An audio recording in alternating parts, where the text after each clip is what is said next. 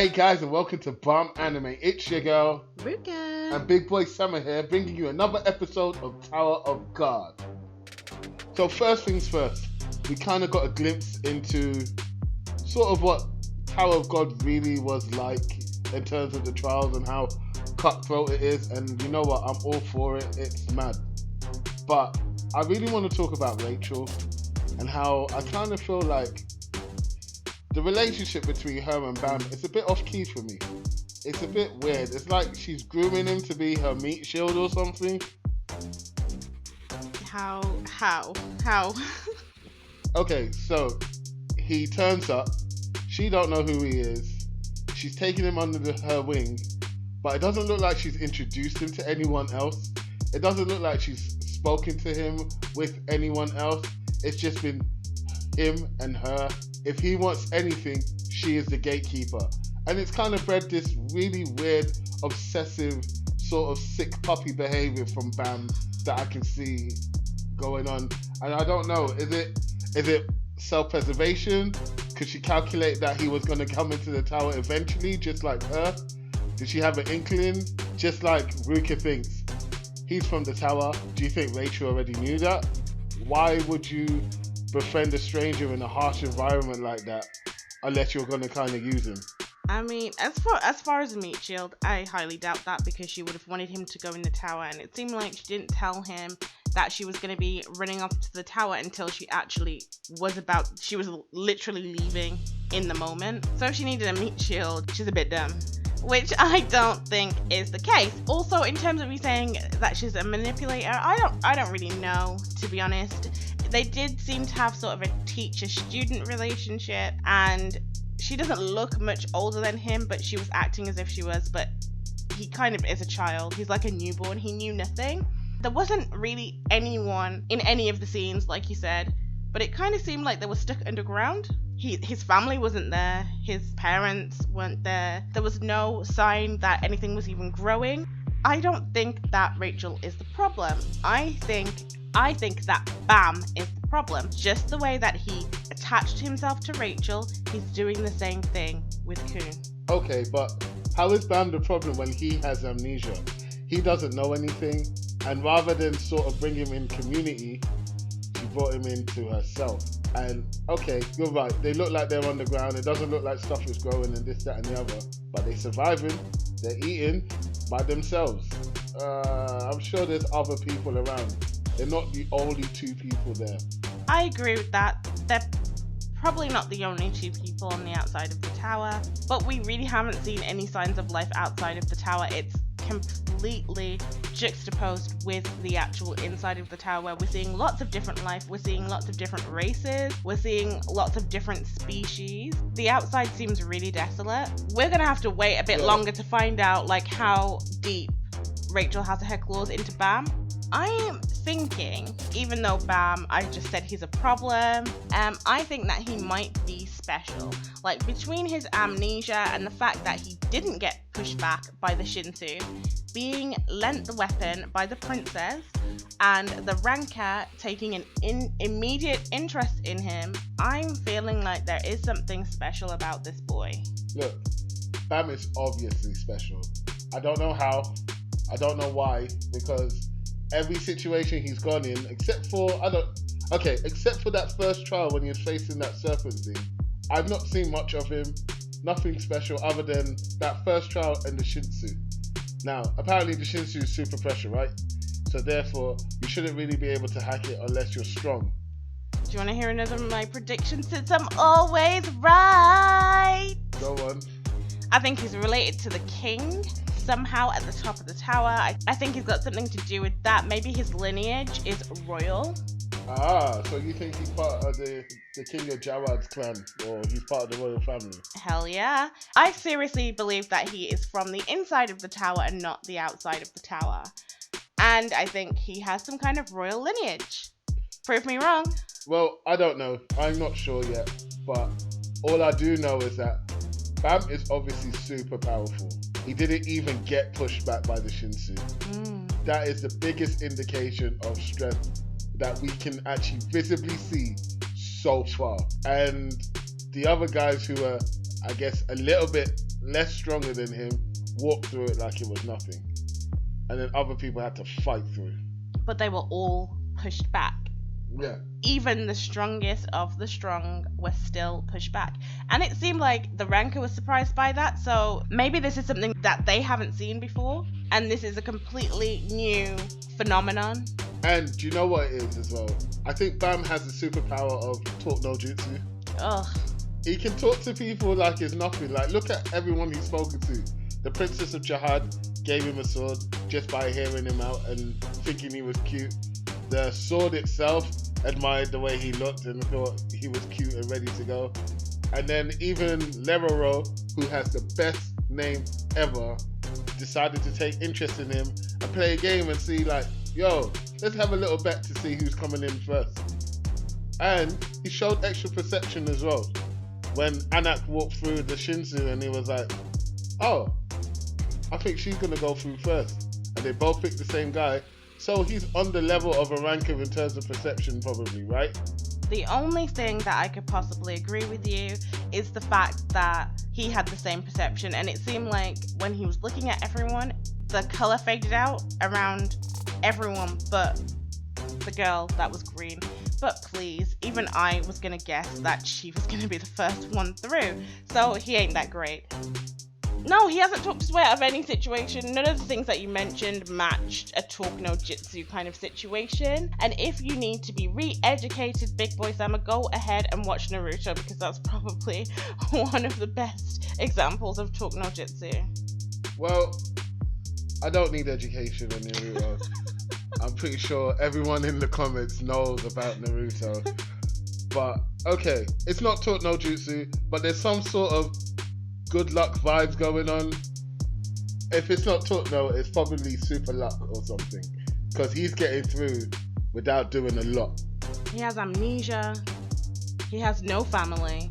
He was alone for God knows how many years.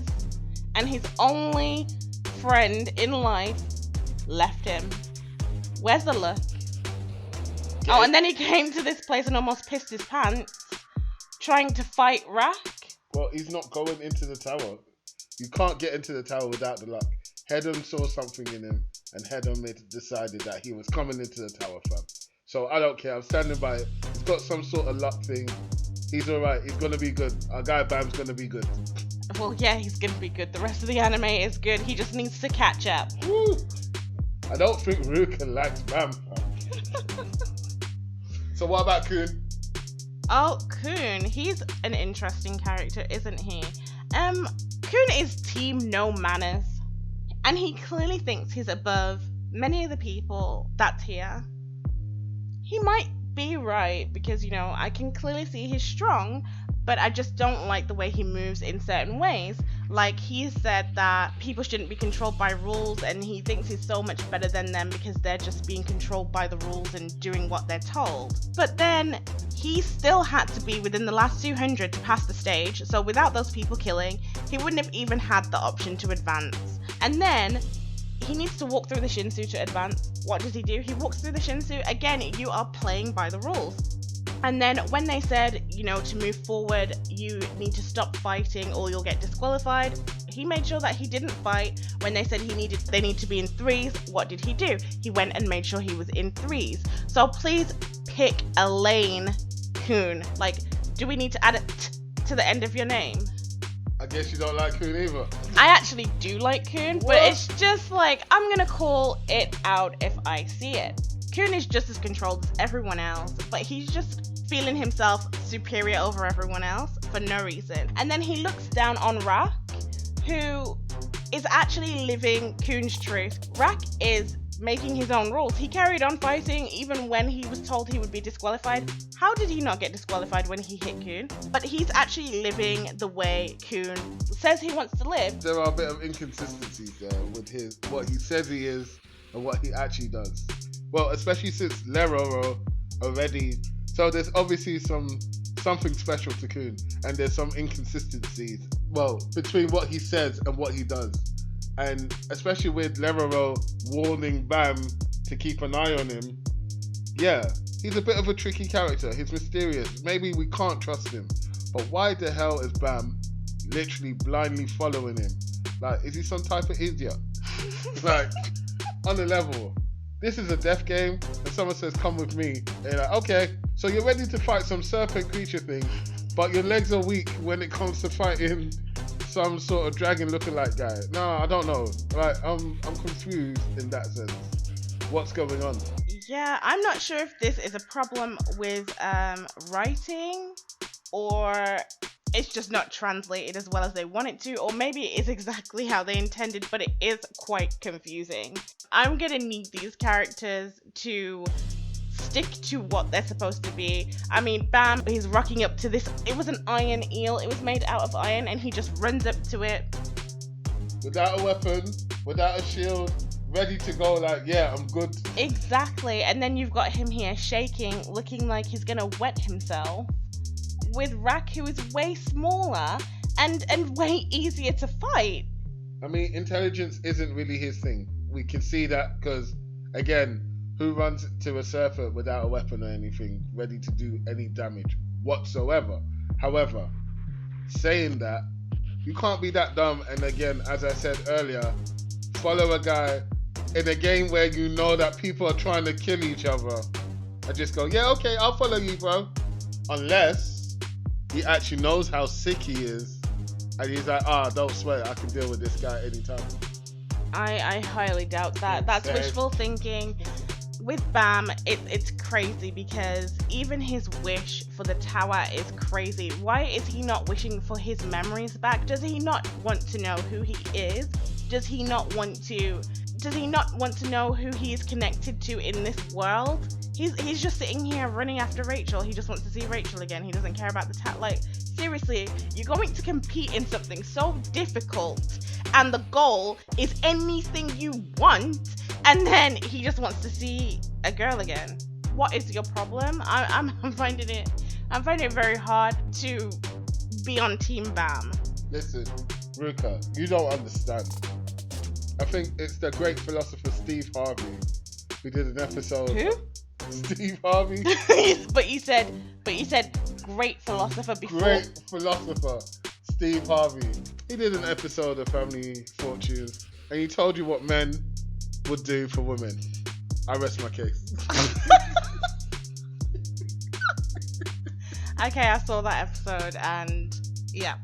I find it interesting that they said irregulars do not follow the rules of the tower. Those not chosen by head-on are irregulars. And we know that Bam is an irregular, so either he is special and he somehow was powerful enough not to get pushed back by the shinsu, or because he doesn't follow the rules of the tower, maybe that's why it didn't affect him.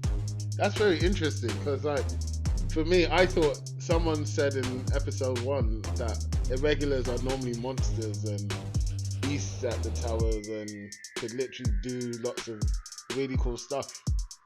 And the fact that we got more of a detail into the whole what an irregular is and whatever between him and the Ranker and Leroro, I didn't even think that, maybe because the rules don't work for him, like, none of the rules work for him.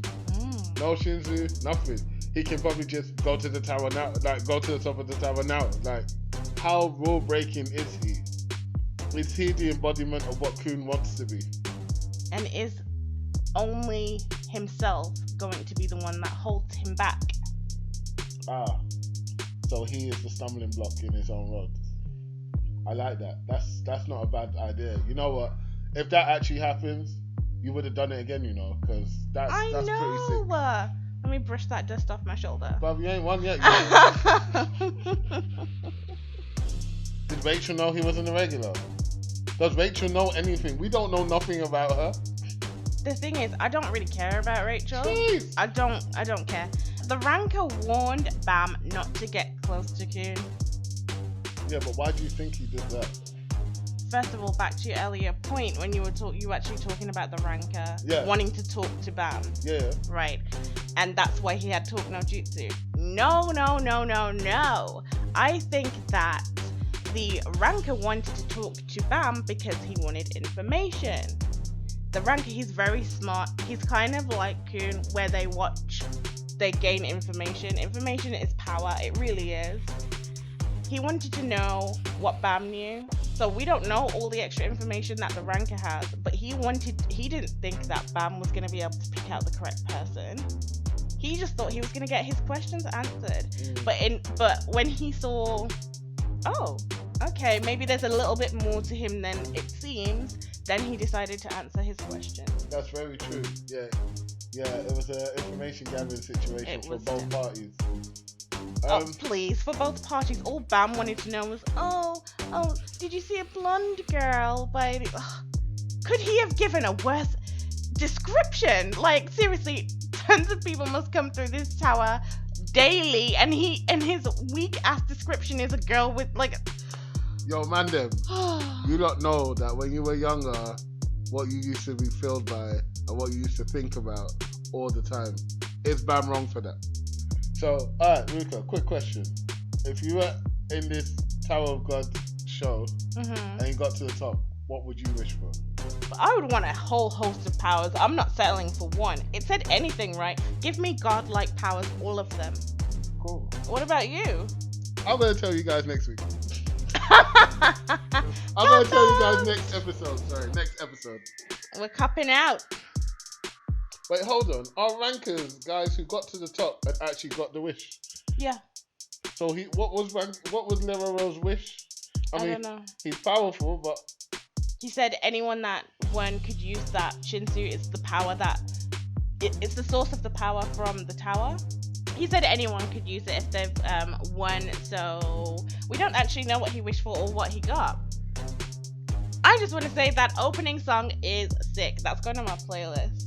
Is that weird? I have an anime playlist of like anime opening and ending songs. No, that's not that weird. No, bruv, do you know what? That's not weird. If you actually look at our Instagram and the people that we follow, shout out to the people who join us from Insta. Basically, they've got playlists for days. There's tunes that they literally listen to. And you know what? I've been actually feeling Firestarter's theme song. Firestarters? Is that what it's called? Firestarter? Fire Force. Yeah, that's it. Oh my god. I've been feeling Fire Force's theme tune. It's so banging. So no, you're not weird for that. And you know what? This theme tune is actually sick as well. It's sick. Like it's going on. I'm telling you, it's going on my playlist with all the rest. Bruv, you know what? Guys, let us know what playlist you lot got, because I know a bunch of you got a few good ones. Yeah, leave it in the comments because your girl Ruka will definitely be going through them. So hopefully next week Bam isn't so weak. He isn't acting like a little... Yeah, I mean, I could do with a little bit more character development from him. But the episodes are so actually interesting that I'm actually really falling in love with the story. Yeah, I hope that my negative critique on Bam and Kun didn't make you think that I wasn't loving it, because I really am loving this anime, and it's kind of sad that it's a short one. Yeah, Ruka won't let me watch the whole season by myself, and I'm trying. We have to have authentic episodes. No, it's hard. So guys, don't forget to like, share, and subscribe, and meet us down in the comments. Peace.